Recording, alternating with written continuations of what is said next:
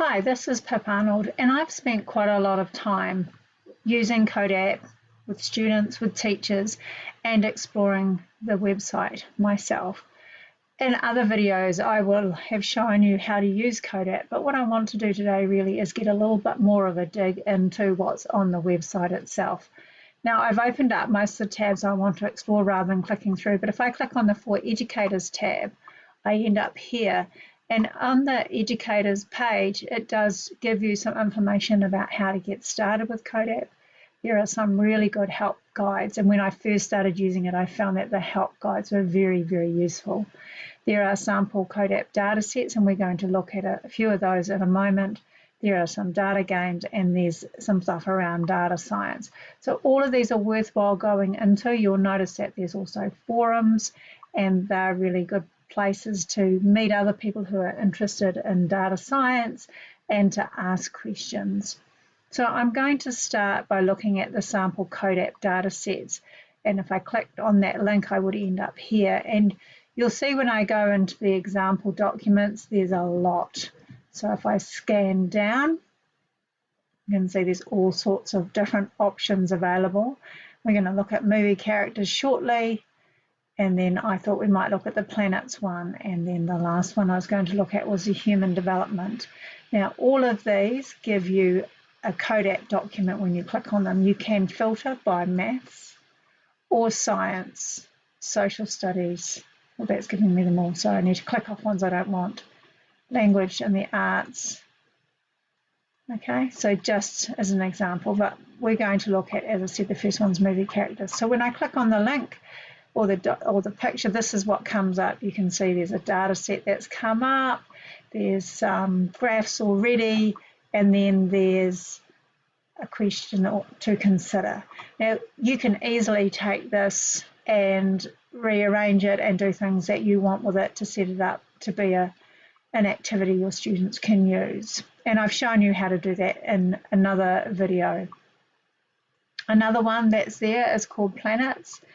Again, you'll see that when you open it up, you've got this table here that's got the name of the planet, radius, orbit, etc. So there's quite a lot of information there that students can explore, the different relationships they can find amongst the planets. And the last one that I've opened up to have a look at is the United Nations Human Development Index data set. And you'll have, if you have a look at this one, this has got a huge number of variables. Look at them, lots and lots and lots. So the opportunity for people to, or students to explore different variables, looking for relationships or just graphing single data points is endless, really. So that's in the example documents. Remember, there were lots, and you simply get into them by clicking on the picture, and that will take you in. Now going back to here, the second one was data games. So I'm going to click on the data games tab. When you click on data games, this is where you come up to. Now you'll notice that there's a number of data games. Just be aware that the bottom three require Flash, and I don't think Flash is available anymore. But we're going to have a look at Markov. And this is the evil Dr. Markov. And in fact, this one here is one of the ones that's on the sample documents as well.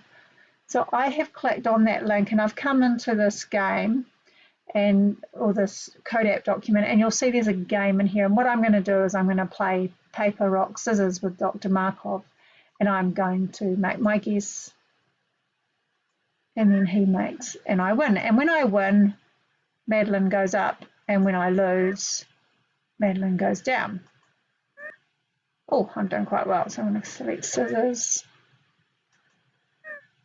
Okay, notice when there's a tie, Markov wins and the dog goes back down.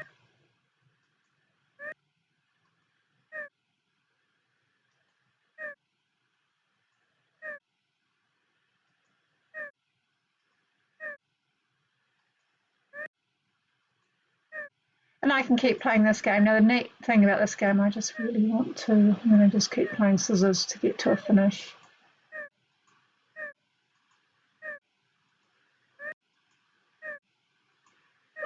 Okay, all right. Now what happens is I can click on graph, and actually I get a graph of what's happened in the game. And this is quite cool because I can now look at a strategy.